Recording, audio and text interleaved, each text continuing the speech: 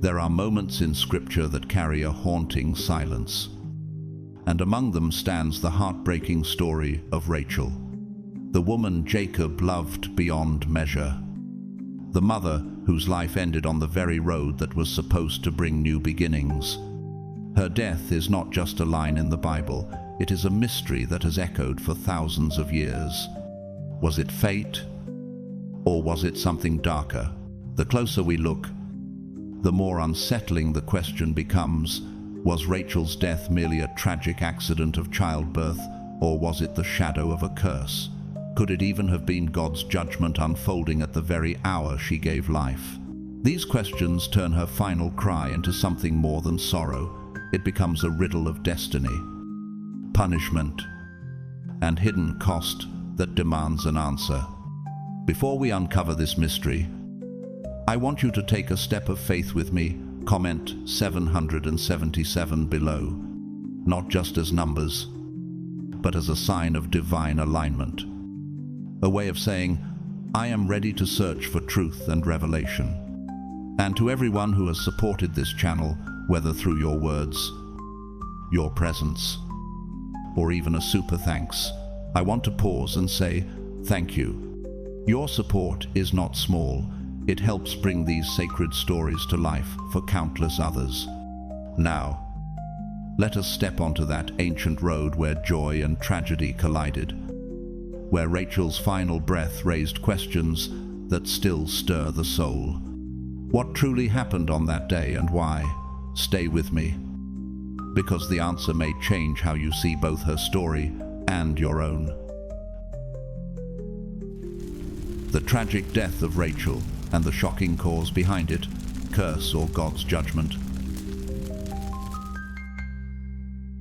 Rachel, the younger daughter of Laban, a man known for cunning and prominence in the land of Paddan Aram, is first introduced to us with a description so striking that the scriptures linger on her physical beauty. A beauty that immediately captured Jacob's heart.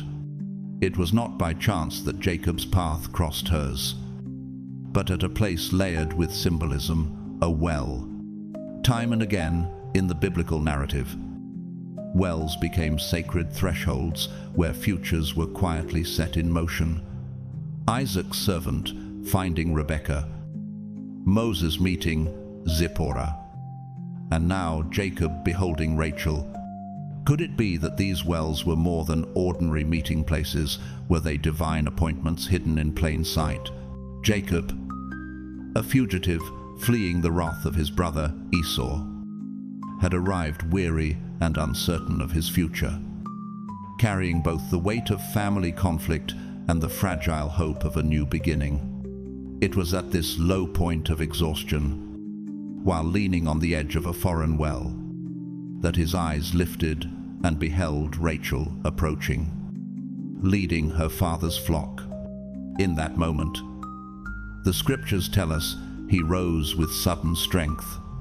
He rolled away the massive stone covering the mouth of the well, an act requiring such force that it was often performed by several shepherds together. But Jacob did it alone, and not merely as a feat of muscle. It was as though the surge of love ignited something supernatural within him. Could this display of power have been more than human determination? Perhaps the spark of divine providence, pushing Jacob toward the path already chosen for him. What followed was more than courtesy. By watering her sheep, Jacob performed a gesture that revealed his admiration and devotion even before words were exchanged. It was a silent vow written in action, a promise that his heart had already begun to shape, to serve, to protect, to cherish. The well that once symbolized thirst and need now became the fountainhead of a love story that would ripple across generations. Jacob's love for Rachel did not flicker and fade like a passing desire. From that first encounter, it was forged in fire, genuine and immovable. The scripture records that he labored 7 years for her hand, and yet those years felt to him but a few days. For the love he had for her, Genesis 29:20, 7 years years that could have broken the resolve of another man were, for Jacob, merely an expression of devotion. A living testimony that love, when true, is willing to endure time itself. And yet, even such devotion would soon be tested in ways that would stretch the heart to its limits. For on the long-awaited wedding night, under the cloak of darkness and the secrecy of veils, Jacob was dealt a cruel deception. Laban, master of cunning, replaced Rachel with Leah, the elder daughter, and by dawn the truth shattered Jacob's joy. Imagine the heartbreak 7 years of labor, dreams, and anticipation undone in a single night. Anger burned in him, and he confronted Laban. Yet Laban, unmoved, excused his trickery by pointing to local custom. The elder must be wed before the younger. What kind of father would wound his daughters so for the sake of tradition, or perhaps for gain? And what would you have done in Jacob's place? Would you have walked away? Or would love have bound you to stay? Jacob's choice revealed the depth of his heart. Though deceived, he was not defeated. His love for Rachel compelled him to agree to another 7 years of labor, another 7 years of waiting, another 7 years of sacrifice. Few men in history have displayed such endurance for love.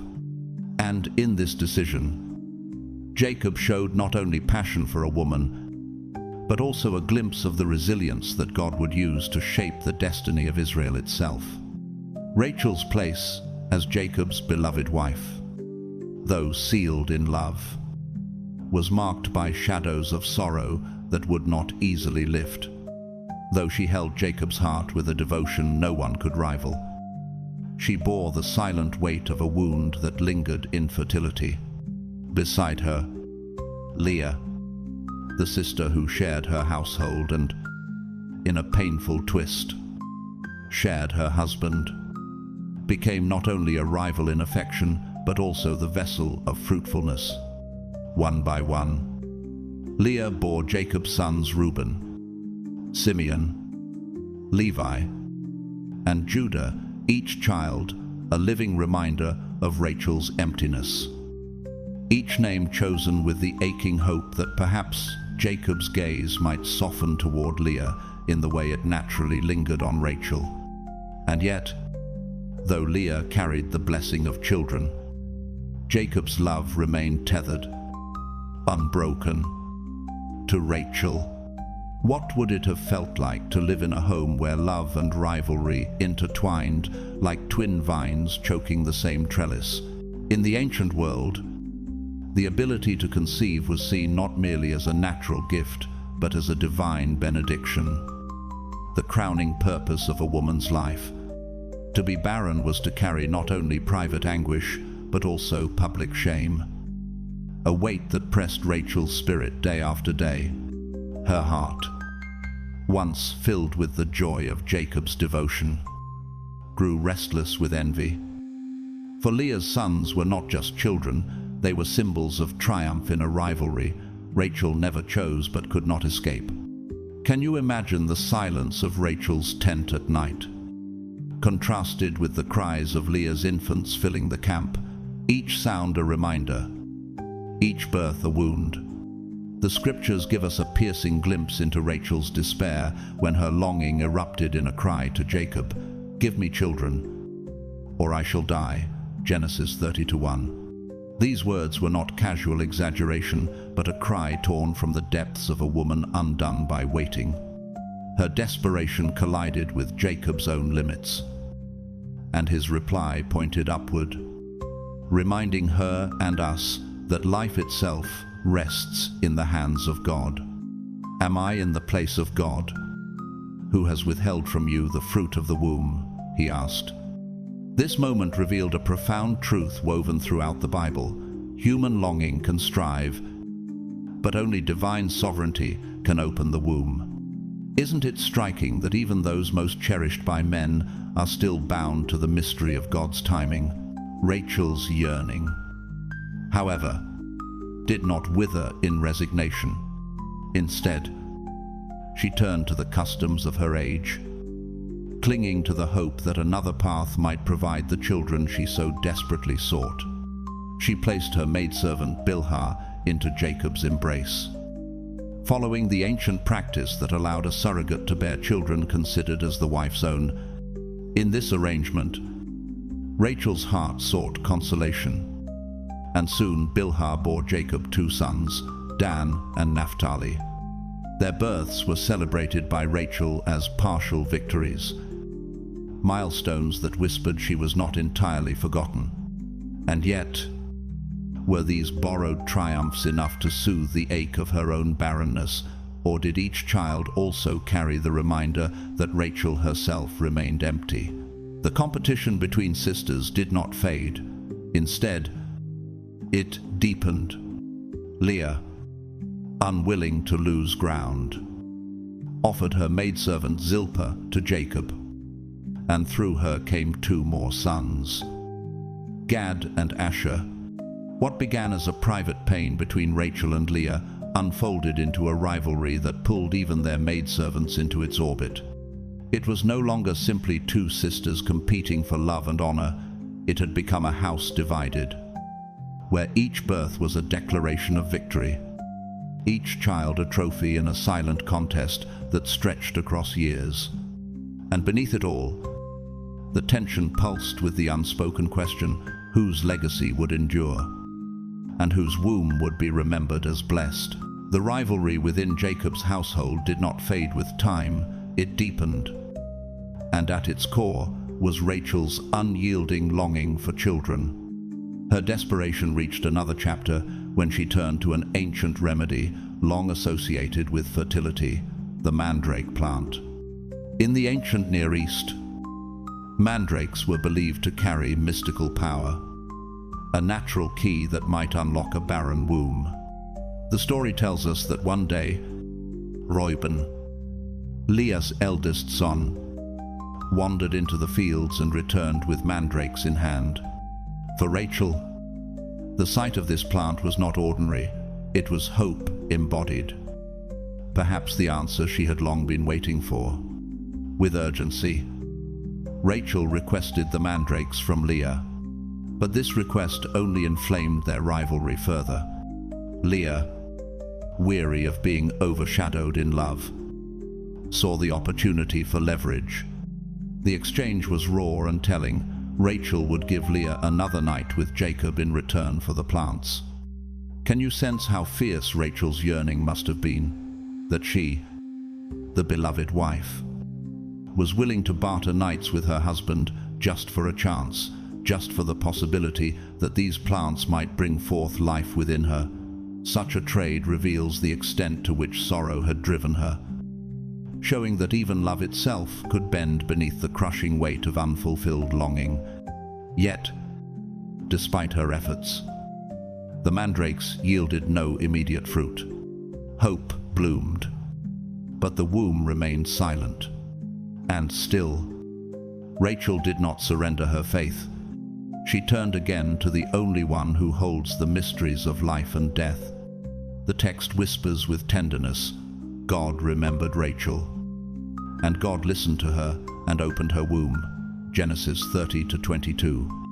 At last, heaven answered her cries. She bore a son and named him Joseph, meaning he will add. The name was not only a declaration of gratitude, but also a prophecy spoken in hope that God would not stop with one child, that her arms would one day cradle more. Joseph's birth did more than comfort Rachel's heart. It restored her dignity, her sense of belonging, her place within the household, and beyond her personal joy. Joseph himself would become one of the towering figures in Israel's story, a man through whom God would weave redemption for an entire people. Could Rachel have known, as she first whispered his name, how far-reaching her answered prayer would become? But Rachel's hunger for children was not stilled by Joseph's arrival. The longing remained, a flame that flickered even while she held her infant close. Time passed, and God once again allowed her to conceive. Yet this second pregnancy bore a weight that was different, marked not only by hope, but by the shadow of foreboding. As Jacob and his household journeyed back toward Canaan, destiny turned toward Rachel in the most fragile of hours. Near Ephrath, a place later known as Bethlehem, Rachel's labor began. The pains were fierce, waves of agony rising higher than any she had known before. Complications set in, and the atmosphere grew heavy with fear. The midwife's voice pierced the chaos, trying to comfort her. "Do not fear, for you have another son." Her words sought to offer hope, but the reality of Rachel's struggle was unrelenting. In those final breaths, Rachel reached for the strength to name her child. She called him Benoni, son of my sorrow.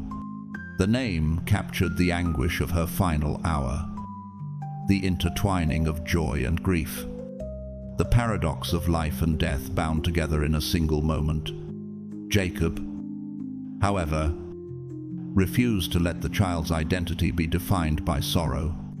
With love that sought to redeem even tragedy, he renamed him Benjamin, meaning son of the right hand. Through this new name, Jacob declared that Rachel's passing would not end in despair but in legacy, that from sorrow a blessing would yet arise. Rachel's death left more than grief in its wake. It carved a wound into the heart of Jacob and etched itself into the memory of Israel's story. She was not simply buried, she was mourned with the weight of love that had endured years of struggle, sacrifice, and waiting. Jacob's devotion did not end with her final breath. He raised a monument above her grave near Bethlehem, a marker of stone that would outlast generations, standing as a silent testimony to the woman who had held his heart. Each passerby who beheld that pillar would be reminded not only of Rachel's beauty and sorrow, but also of the fragile tension between love and loss. Her grave itself became a symbol, an altar of memory where a journey concluded. Yet a legacy pressed forward through her sons. Love endured, but loss spoke in every shadow cast by that monument. In time, Rachel's death stirred questions far beyond the grief of one man. Theologians, scribes, and generations of readers began to wrestle with the mystery of why her life ended so soon, especially when she had longed so deeply for the gift of children. Was her passing a mere tragedy, or did it carry the weight of divine judgment? Some point back to an episode earlier in the journey, one shrouded in both secrecy and irony. When Jacob fled Laban's household, Rachel had secretly taken her father's household idols. Jacob, unaware of her actions, spoke a fateful sentence when Laban confronted him. "Whoever has your gods shall not live." Genesis 31-32. He uttered the words as a vow of innocence, yet unknowingly spoke doom upon the wife he loved most. Could it be that Jacob's own lips pronounced the sentence that destiny carried out? Was Rachel's early death not coincidence, but the unfolding of a curse spoken into the fabric of time? Others interpret the tragedy differently, pointing not to Jacob's words, but to Rachel's own. In her desperation for children, she once cried, "Give me children, or I shall die." Genesis 30-1. At the time, it seemed a cry of anguish, a desperate plea born of envy and despair. Yet some read it as a prophecy, a declaration unwittingly fulfilled in her final moments. Her desire was granted, but it came at the cost of her life. The very blessing she sought became intertwined with the sorrow of her departure. What if her words, spoken in passion and pain, foreshadowed her destiny? What does it reveal about the mystery of human speech? that words spoken in anguish might echo into the future, shaping outcomes in ways unseen. Thus, Rachel's death remains suspended between interpretations. Was it the shadow of a curse hidden in Jacob's vow, or the fulfillment of her own desperate prophecy? The scriptures do not resolve the question, leaving her story draped in mystery. Perhaps that is the point, that Rachel's life and death cannot be explained merely by human reasoning, but serve as a haunting reminder of the tension between desire and destiny, between love and loss, between the sovereignty of God and the words spoken in the heat of human longing. Rachel's story does not end at her grave. It reverberates with lessons that transcend her lifetime, echoing themes of faith, patience, and divine providence. Her long years of barrenness, the rivalry with Leah that stirred both envy and sorrow, and her final breath, given in childbirth, all mirror the raw complexity of human existence. She embodied the paradox of love wrapped in longing, of hope sharpened by despair. Each decision, whether praying to God with tears, turning to the customs of surrogacy, or reaching for remedies like mandrakes, revealed a woman who refused to stop believing that fulfillment was possible. In this way, Rachel became not only Jacob's beloved, but also a mirror of humanity itself, striving, aching, yet never surrendering to hopelessness. Is this not the thread that binds every soul, that unyielding hope, that even in confusion, some higher plan weaves meaning out of pain? Her legacy, however, shines brightest through her sons. Joseph, the firstborn of Rachel, rose from the shadows of rejection to the throne rooms of Egypt, betrayed by his brothers, sold into slavery, falsely imprisoned, and yet exalted to power. Joseph became the vessel through whom God preserved not only Jacob's household, but also nations from famine. His wisdom, rooted in divine revelation, became a lifeline in a time of despair. One cannot reflect on Joseph without remembering the prayers of Rachel, who wept for years before she ever cradled him. Was it not her persistence in faith that prepared the way for the Savior of her family? Her story reminds us that sometimes the fruit of faith is revealed not in one's own lifetime, but in the destiny of one's children. Benjamin, too, carried her memory forward. Though born in sorrow, his descendants formed one of the tribes of Israel, marked by courage and endurance. From Benjamin's line would come warriors who defended their people, and in time, King Saul himself, the first to wear Israel's crown, would arise from her lineage. In this way, Rachel's womb, though scarred by struggle, became a fountain of both deliverance and kingship. Could this not be a reminder that what begins in weakness may yet be perfected in strength, and that God's purposes are often hidden in the very places we least expect? Generations remembered Rachel not merely as a figure of sorrow, but as a matriarch of promise. Her grave near Bethlehem became more than a burial site. It became a place of pilgrimage, a sacred marker where people paused to remember love tested by suffering. Jacob's monument over her tomb was not only stone piled upon stone, it was testimony carved into history, a visible reminder of devotion and loss entwined. Travelers who came upon it were invited into her story, reminded that Israel's history was shaped not only by victories and covenants, but also by tears shed in tents, prayers whispered in silence, and a mother's cry echoing into eternity. Rachel's name, bound forever to the themes of hope and heartache, faith and loss, became a living thread in Israel's identity. Her story whispers across time that even sorrow can become seed, that even longing can be transfigured into legacy, and that every monument of grief may yet point to a God who weaves redemption through the frailty of human life. Even in our present age, Rachel's story still speaks, whispering truths that transcend centuries. Her life becomes more than history, it becomes reflection, a mirror in which we see our own longings and trials. Her journey inspires meditation on love tested by fire, perseverance stretched across years, and the mysterious ways in which faith sustains weary souls. The legacy she left in Scripture carries a resonance far greater than her individual tale. It echoes through the chambers of time, reminding us that human stories, woven with both joy and sorrow, can become eternal lessons of the Spirit. Rachel's struggles unfold as a window into the culture and spirituality of her age, but they also rise above their time. Her rivalry with Leah, her desperate prayers, her tears over barrenness, and her triumph in Joseph's birth all illuminate the hopes and wounds that define human existence.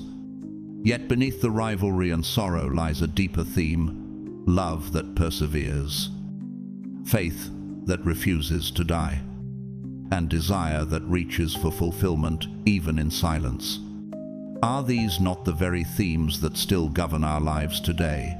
The ache for belonging, the hunger for fruitfulness, the cry for purpose in the midst of uncertainty. Her bond with Jacob was no ordinary romance. It was a covenant sealed with patience, sacrifice, and years of waiting. Their love, forged in hardship, became a foundation upon which the tribes of Israel would one day stand. Through her, the story of God's people carried both tenderness and tragedy. Rachel's tears, though shed in ancient deserts, still water the soil of faith in every generation, teaching us that longing itself can be holy when surrendered into God's hands. The longing that defined Rachel's life, the desire for children, for legacy, for blessing, was not simply her own. It was humanity's cry, the same cry that still rises from hearts across the earth, to be remembered, to bear fruit, to see love triumph over despair. Rachel's story shows us that even the most personal pain can be caught up into a divine tapestry, where nothing is wasted and even sorrow becomes seed for generations to come. In the ancient world, the bearing of children, most especially sons, stood at the center of a woman's honor, dignity, and place within society. Children were not only a continuation of the family line, but a visible sign of divine favor, a mark of blessing upon the household. To be fruitful was to be regarded as chosen. To be barren was to bear the weight of silence and suspicion. Within this context, Rachel's journey reveals not only her private anguish, but also the crushing expectations of a culture that measured a woman's worth by the children she brought forth. The Scriptures give us glimpses of the torment she endured as Leah, her sister and rival, brought forth child after child. Each birth was both a celebration for the household and a dagger to Rachel's heart, deepening the ache of inadequacy within her. Leah's tent echoed with the laughter and cries of infants, while Rachel's remained painfully quiet. This silence did not only press upon her as a wife, but as a woman of faith. To Rachel, her womb's emptiness became a battlefield of the soul, where every delay in answered prayer felt like another question about her standing before God. How many nights must she have wept in solitude, her tears mingling with whispered cries that seemed to vanish into the desert air? Her prayers, raw and unrelenting, reflect a faith that was tested by delay and disappointment. They were not the prayers of resignation, but of desperate pursuit, revealing a woman unwilling to let go of her longing. "Give me children, or I shall die." she once cried. A statement that captures not only her anguish, but the intensity of a spirit unwilling to settle for silence. Such words remind us that faith is not always gentle. Sometimes it is a wrestling, a groaning, an unyielding cry against the heavens. In her yearning, Rachel turned to the customs of her time for answers. Following the practices known among her people, she gave her maidservant Bilhah to Jacob, hoping that through this surrogate arrangement, her own barrenness might be answered.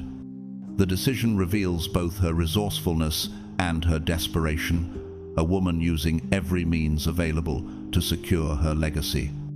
Through Bilhah, 2 sons were born, Dan and Naphtali. Their births offered Rachel a measure of relief, a symbolic victory over the shame of childlessness. She could now claim children in her name, children who would bear Jacob's lineage as if they were her own. Yet the relief was bittersweet, for though Rachel's arms could hold these sons, her heart remained unsatisfied. They bore her name, but they did not still the aching emptiness of her womb. The joy of Dan and Naphtali was real, but incomplete. Like rain that wets the soil, but does not fill the wells. Rachel's journey thus unfolded in paradox. Every success shadowed by longing, every solution unveiling a deeper hunger. Through it all, her story reveals a woman both determined and vulnerable, resourceful yet restless. She is remembered not merely for her beauty or for the children she longed for, but for the way her life captured the complexity of faith, faith that does not always rest quietly, but persists, even when heaven's silence feels unbearable. Rachel's relationship with Leah grew into more than a household tension. It became a living parable of rivalry, envy, and the search for acceptance. What began as a bond of blood between sisters turned into a contest shaped by deeper forces: love, rejection, and the aching question of divine favor. Jacob's heart remained steadfastly bound to Rachel, but Leah's arms filled with children, and the imbalance turned their lives into a silent battlefield. In this struggle, every small gesture, every word spoken or withheld, carried weight far beyond the moment. The episode of the mandrakes shines as one of the most striking symbols of Rachel's longing. In the ancient world, these plants were more than herbs plucked from the soil. They were believed to pulse with mystical power, carrying the promise of fertility to barren women. When Reuben, Leah's eldest son, returned from the fields with mandrakes in hand, Rachel saw in them more than roots. She saw hope, a tangible token of the future she had been pleading for. Her request to Leah for the plants unveiled both her vulnerability and her determination, for she was willing to lay aside pride and plead for even the smallest chance at conceiving. The exchange that followed revealed the depths of Rachel's yearning. To obtain the mandrakes, she was willing to yield Jacob's companionship for a night, a choice that spoke louder than words of how fiercely she longed to bear a child. Imagine the beloved wife, adored yet barren, trading what she had, her husband's presence, for what she lacked, the hope of fruitfulness. This was not a negotiation of convenience, but the revelation of a heart caught between faith in God's promise and desperation to grasp at any remedy offered by custom or belief. Yet the mandrakes, despite their reputation, bore no immediate fruit. Rachel's tent remained quiet, her arms still empty. The disappointment must have been piercing, not only because the plants failed, but because it reminded her of her own powerlessness.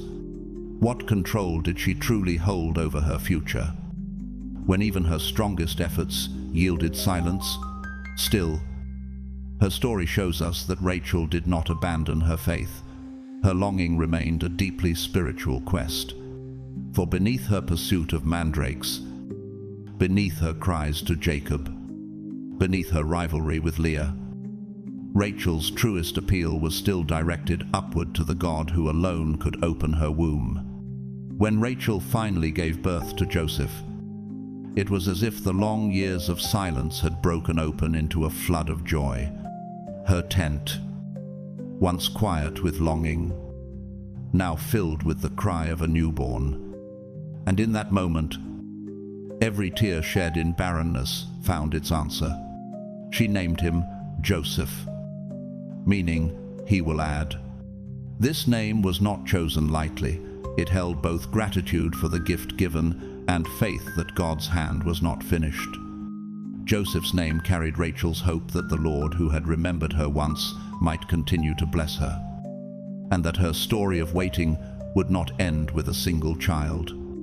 Yet within the joy there lingered memory. How many years had she endured the sharp sting of envy, the emptiness beside Leah's many sons? Joseph's birth was more than a moment of happiness. It was a divine vindication, a declaration that faith, though tested by delay, was never abandoned. By naming him Joseph, Rachel did more than celebrate her son. She also gave voice to her own identity. After years of silence and rivalry, she stood in her rightful place as Jacob's beloved wife and as a mother whose perseverance was rewarded. Her name was now tied to hope, and her spirit was lifted from the shadows of sorrow. But the story of Rachel did not pause there. In time, she conceived again, and this second pregnancy carried both anticipation and unspoken dread. As Jacob's household made its way back to Canaan, far from settled walls, Rachel's labor began. The road was rough, the journey demanding, and her body weakened under the weight of travail. The birth pains grew fierce, foreshadowing a sorrow that no remedy could undo. The midwife, sensing the danger, tried to comfort her, whispering that she had borne another son. But Rachel's suffering was too deep, her breath too fragile. With her final strength, she named the child Ben-Oni, son of my sorrow. In this name she poured the anguish of her last moments, a name that would forever bind his life to the memory of her death. It was both blessing and lament, the cry of a mother who gave all she had for the gift of life. Jacob, however, could not let his son's destiny be tied only to grief. With love and determination, he renamed the boy Benjamin, son of the right hand. Through this renaming, Jacob sought to honor Rachel's memory, not by sorrow alone, but by transforming it into strength and hope. Thus, even in tragedy, Rachel's legacy was reframed. Her last breath turned into a blessing that would endure through generations. Rachel's legacy lived on most powerfully through the lives of her sons, whose stories became woven into the very identity of Israel. Joseph, her long-awaited child, rose to a place of remarkable prominence in Egypt. Once the beloved son, clothed in a robe of many colors, betrayed by jealous brothers and sold into slavery. Joseph's journey seemed marked for despair. Yet, through trial and humiliation, he was lifted by God's providence into a role of immense authority. It was Joseph who, through wisdom and foresight, preserved grain in years of plenty, and thus saved not only Egypt, but countless nations from famine, including the very family who had betrayed him. His life became a living mirror of the endurance Rachel had once embodied in her years of barrenness, a reminder that hope, though delayed, is never wasted when placed in the hands of God. Could it be that Rachel's tears of longing for a child had, in the mystery of divine providence, sown the seeds of Israel's salvation through Joseph? Benjamin, though born in the shadow of Rachel's death, also rose as a patriarch of significance. His descendants formed one of the 12 tribes of Israel, a tribe marked by resilience, warriors, and leaders. From Benjamin's line would one day come King Saul, Israel's first king. A reminder that Rachel's legacy was not only personal, but national. Thus, both her sons, Joseph the Redeemer, in a foreign land, and Benjamin, the father of a tribe, became living continuations of the hope and strength that defined their mother's journey. As one of Israel's matriarchs, Rachel is remembered not only for her life but also for her death, a death that struck at the very height of her motherhood, making her story both beautiful and tragic. Her passing became a poignant symbol of love and sacrifice, for she gave her life in bringing forth Benjamin. Near Bethlehem, Jacob marked her resting place with a monument that has endured for generations. This pillar of remembrance became more than stone. It became a beacon of memory, a testimony of devotion, and a place sanctified by grief and hope interwoven. Her grave, standing along the road near Bethlehem, grew into a site of pilgrimage where generations came to honor her. For many, it became not only a place of mourning but also a place of solace, a reminder that suffering, when endured in faith, is not forgotten by God. To this day, Rachel's monument calls to those who pass by, testifying that her life, though cut short, continues to inspire. She is remembered as the beloved wife, the long-suffering mother, and the woman whose faith carried her through longing and loss. Rachel's story has continued to stir theological reflection for centuries, as both scholars and believers wrestle with the spiritual dimensions hidden within her experiences. Her anguished cry, "Give me children, or I shall die," Genesis 30:1, has often been read as more than desperation. It has been seen as a prophetic utterance, an unknowing glimpse into her destiny. In this view, Rachel's own words foreshadowed the sacrifice she would ultimately make in bringing Benjamin into the world. A life exchanged for life. Was this cry the overflow of human anguish? Or was it the Spirit whispering through her grief, hinting at a future that neither she nor Jacob could yet see? Others turned to the shadow of Jacob's vow during their flight from Laban's house, unaware that Rachel had stolen her father's idols. Jacob declared, "Whoever has your gods shall not live," Genesis 31-32. His words, spoken in confidence of his innocence, have been interpreted as an unintended curse that sealed Rachel's fate. Could her death on the road near Bethlehem have been the tragic outworking of this pronouncement? If so, Rachel's story becomes a solemn reminder of the weight of human words and the unforeseen consequences they may unleash. Such interpretations reveal the deep mystery of divine providence, how God's will intersects with human choices, both intentional and unintentional, weaving together a destiny both wondrous and painful.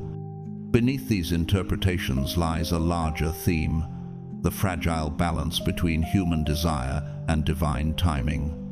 Rachel's life illustrates the tension of waiting for God while living with unfulfilled longing. Her years of barrenness, her rivalry with Leah, her prayers and desperate measures, all these moments show us the human side of faith, the part that groans and wrestles in the silence. Yet even in her despair, Rachel never abandoned her pursuit of God's blessing, and in time, God answered. God remembered Rachel, and God listened to her and opened her womb, Genesis 30-22. The births of Joseph and Benjamin came not when she demanded them, but when heaven appointed them. Rachel's story, then, becomes a testimony of spiritual endurance. Her cries remind us that faith is not always calm or passive. It is often tested in the silence between petition and fulfillment. In the space where hope feels delayed, yet refuses to die. Her legacy continues to speak across generations. God's timing may feel hidden, but His promises are never forgotten. The legacy of Rachel reaches far beyond the immediate chapters of her earthly life, echoing through the centuries as both memory and symbol. In Jewish tradition, she is often remembered as an intercessor for her children, her voice rising from eternity like the cry of a mother who refuses to abandon her descendants. The prophet Jeremiah gives us the haunting image. A voice is heard in Ramah, lamentation and bitter weeping. Rachel is weeping for her children. She refuses to be comforted because they are no more. Jeremiah 31-15. Here, Rachel becomes more than a woman of history. She becomes a timeless embodiment of maternal compassion, her tears mingling with the prayers of generations.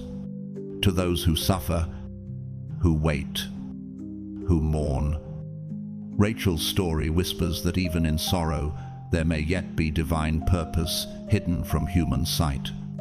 Her memory endures not only in the biblical record, but also in the hearts of those who see in her a mirror of their own struggles.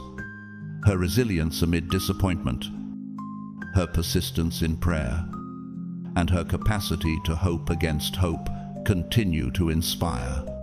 For Rachel, who longed, wept, and wrestled, becomes a companion to all who walk through delay and despair. Her life, marked by rivalry and reconciliation, heartbreak and blessing, reflects the profound complexity of human relationships. Is it not in this very complexity that we see the hand of God most clearly working through weakness, redeeming rivalry, and turning sorrow into seed for future generations? Rachel's story, though born in the ancient deserts of Genesis, continues to breathe with relevance even today. It is more than a record of one woman's life. It is a mirror reflecting the universal themes of love that perseveres, sacrifice that costs everything, and the unrelenting search for meaning in the midst of life's trials. Her journey carried her through seasons of heartbreak and moments of joy, through rivalry that cut deep and reconciliation that brought healing. In this, Rachel becomes more than a figure of history. She becomes a testimony to the complexity of human relationships and to the enduring power of faith that clings to God even when His hand seems hidden. Her legacy as mother, wife, and woman of faith continues to inspire countless generations. Through her perseverance and devotion, Rachel demonstrates how one life, though marked by longing and loss, can leave an indelible mark on the world. Her sons carried her name into history: Joseph, the Redeemer in Egypt, whose wisdom saved nations, and Benjamin, the father of a tribe that would rise in strength. Through them, Rachel's voice did not fall silent at her grave. It echoed into the unfolding story of Israel, proving that faith planted in tears may yet bloom in future generations. Is it not a reminder that our struggles, too, may bear fruit far beyond what we can see? In the great tapestry of biblical history, Rachel's thread shines with uncommon beauty and complexity. She embodies both fragility and strength, longing and fulfillment, despair and hope. Her life reminds us that love and loss are often woven together, inseparable in the mystery of God's plan.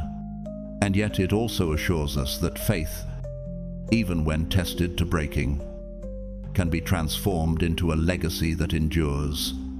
Rachel's story, filled with the ebb and flow of human emotion and the gentle yet unshakable presence of divine grace, continues to inspire. She calls to us across time, offering a timeless message that resilience born of faith can turn sorrow into seed, that trust in God can lift even the heaviest burdens, and that in the profound mysteries of life, hope is never lost. Her monument near Bethlehem still stands, a silent witness that her story has not ended, and her life remains a wellspring of strength and inspiration for all who journey through sorrow toward the promise of God's ultimate redemption. Rachel's story leaves us with more than history. It leaves us with a mirror. She reminds us that life is often a weaving of love and loss, of joy and sorrow, and that faith is most radiant, not when everything is easy, but when hope is held onto in the silence of waiting, her tears at the well, her prayers in the night, her cries for children, and her final sacrifice in giving birth. All of these form a legacy that is not only remembered in Scripture, but continues to speak to every soul who has ever longed, struggled, or wrestled with unanswered questions. For me, Rachel's journey is a reminder that no season of waiting is wasted, and no prayer, even if delayed, is ignored. Sometimes God's answers arrive in ways that we do not expect, and sometimes they cost us more than we imagine. Yet, like Rachel, we learn that what feels like sorrow in one season can become the seed of hope for generations to come. Isn't that the lesson for us today? That even in our own struggles, whether in family, career, or personal battles, faith can sustain us. And what we birth through perseverance may bless lives we will never see with our own eyes. To all of you watching this, Rachel's story calls us to endurance, to trust in God's timing, and to believe that even the most painful chapters can be transformed into legacies of hope. If this story touched you, if it stirred something within you, I invite you, don't keep it to yourself. Like, share, and subscribe so that more hearts can be strengthened by these timeless truths. Click the notification bell so you won't miss the next story. And let me know in the comments what part of Rachel's journey speaks to you most deeply, and whether you support through a super thanks or simply by being here. I want to say from my heart, thank you. Your presence matters. May Rachel's legacy remind you that your tears, your faith, your perseverance are never forgotten, and may God's blessing rest upon you, turning every sorrow into strength, and every waiting into a testimony that endures.